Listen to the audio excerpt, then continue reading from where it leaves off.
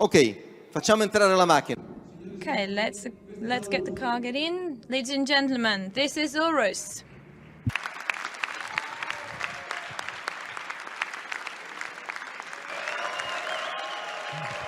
Illuminiamo? A little bit of light.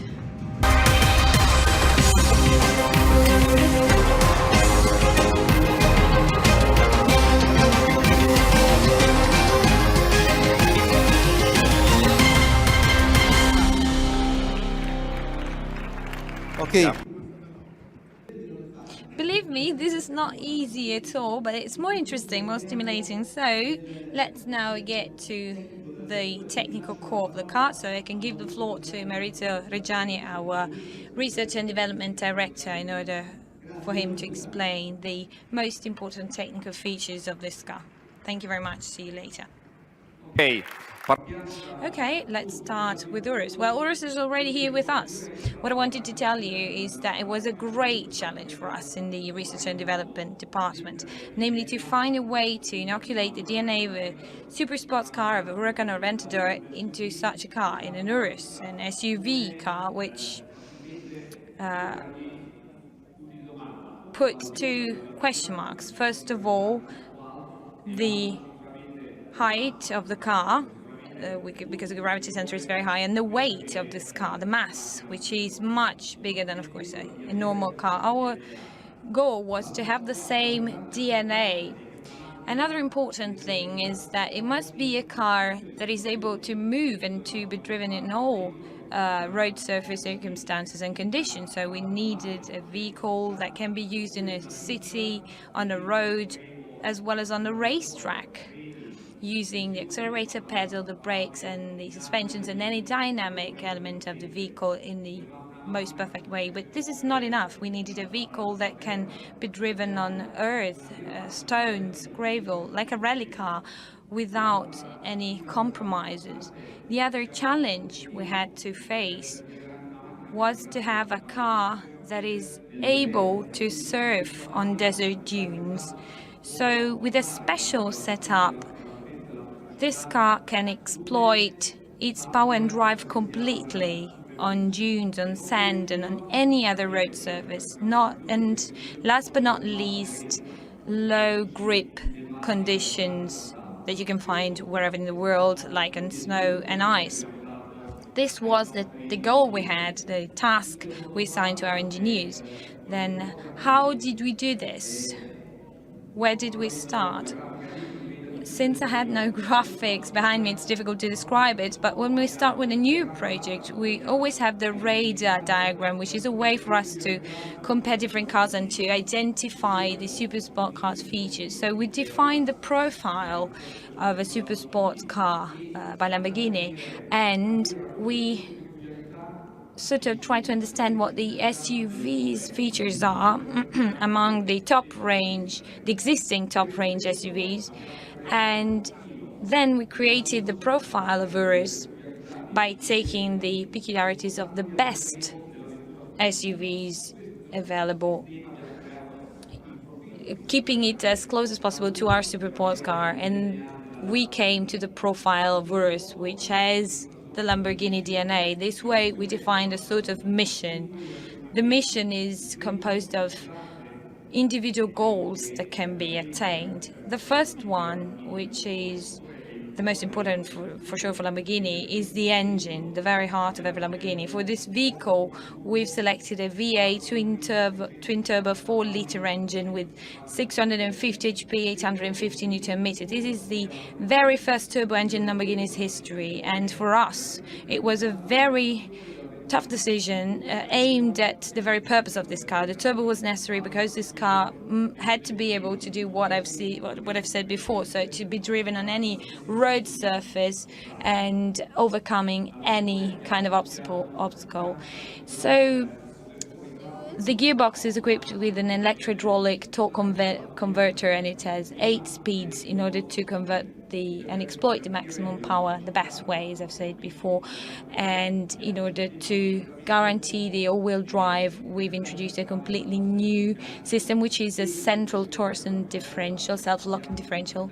And for the first time, a torque vectoring rear differential was introduced. This is different because it is not just able to dissipate energy, as it usually happens in differentials when one wheel spins, when it has no grip. With torque vectoring, the torque is transferred to the other axle in order to make it possible to still have drive and to guarantee the best road grip conditions for the vehicle. And the purpose to all of this is, of course, for the vehicle to be on the ground, which means to have systems that make it possible to exploit all of this energy, all of this power. On URUS, for the first time, we've implemented air suspensions, which make it possible to have different ground clearances, which makes it possible to have a lower setting for the car when you want to use it on a racetrack or in a sporty way, or when you use it off-roads, you can lift the car and increase the clearance in order to avoid any possible obstacles on the ground.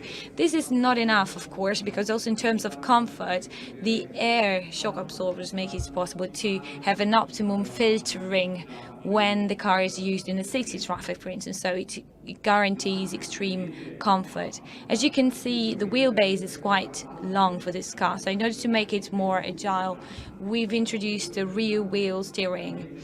This makes it possible for the car to improve its dexterity, and it is as if the wheelbase can radically be shortened by 50 centimeters or so. So you can shorten a wheelbase or lengthen the wheelbase depending on the driving conditions in order to guarantee the best stability conditions under any circumstances.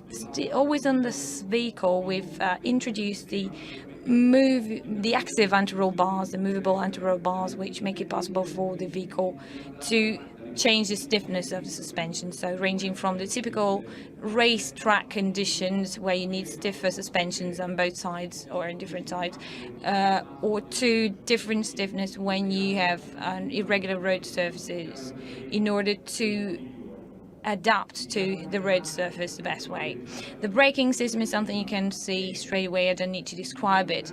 It's the most powerful available braking system in the world. We've got carbon ceramic brakes with 440 millimeters in the front and 370 millimeters in the rear, which makes it possible for such a car to be top performing and be equal to his sisters in a way, We've developed new tires that are completely new with Pirelli. They have a different cross section in the front and in the rear in order to make it possible for the car to be more agile and flexible, in order for it to be more sporty and to be used on the racetrack and to have a better handling. And in terms of cross section, you've got 21 inches and 23 inches, and the 23 inches are the biggest tires we have as a standard equipment for a car in the world, actually. This is necessary in order to create the best contact between the driver and the road surface. It is vital for the comfort use, for the tires to filter any irregularities in order to reduce vibrations. But when you use the car on the racetrack, you need the driver to really feel the road surface, to really feel the track. This is the reason why this whole system is the best technical result we could ever achieve. We've been talking about power and how to transfer this power to the ground, but like in every living thing and a human body as well, what matters is the brain. So how to have full control of this power. So we need a control system that is also easy to use. The driver doesn't have to lose time, to waste his time finding a way to manage all this. This is why we created a system you have the chance to see later on in the car, which is called Tamburo. The Tamburo is a cylinder-shaped selector located in the middle of the central tunnel for an ideal ergonomic position for you, so in the most accessible position. And thanks to this system, it is possible to use two levers. The one on the left makes it possible to just click in order to switch between the different driving modes of the car: Strada, Sport, where of course you have more fun to drive. Then you've got the Corsa, which is the most performance-oriented mode, where the engine really becomes wicked and enables you to have a super sport performance. Moving on to the Sabbia mode, so off-road conditions, where you have a change in all of the control systems of the car. Then Terra, which is another driving mode, adapting to a totally different road surface. And then Neve, snow, where the grip is the best grip you can have in order to have top stability control. On the right-hand side of the Tambura, there is a function that is called Ego. The Ego makes it possible for the driver to customize his or her own car setup profile. So every one of you will have the chance to drive an URUS, will have the opportunity to customize their own car setup with Ego. And just by clicking the Ego button, you can just activate that profile and drive in the preferred way. Let's go to the last vital element of the Lamborghini's DNA, which is design. Design is paramount. Design is one of the things you must immediately like. And for our guys working at the Centro Stile, the design department, of course, the challenge was to combine the typical style elements of our design with a completely new design if compared to the vehicles we've been manufacturing in the past 3 decades. The LM002 is the SUV we launched in the 80s, so 30 years have gone by, during which we've been only manufacturing super sports cars. So the work of the Centro Stile was really tough, and it was redesigning a car with these style elements. And the way we use to measure the design, the way which we use in order to understand whether we've attained this result, is we say every time that a Lamborghini comes, you don't need to read the name or to see the logo. You can immediately tell by the design and by the sound that this is a Lamborghini. This is vital for the success our cars must have.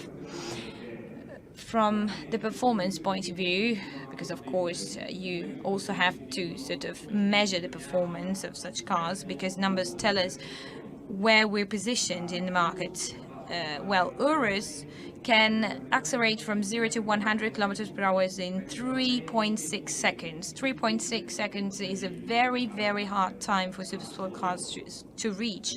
Not just that, also the 0 to 200 kilometers per hour, the acceleration is 12.8, and I can assure you that most supersport cars in the market have a hard time reaching it. So as to the braking performance, you've got 33.7 meters to come to a complete stop, which makes it possible for the car to reach extreme performances. The specific power is 162 HP per liter, and I can assure you this is pretty much because the car is for sure conformant to any world's regulations and emissions requirements. And the top speed is 305 kilometers per hour, so it's the fastest SUV in the world.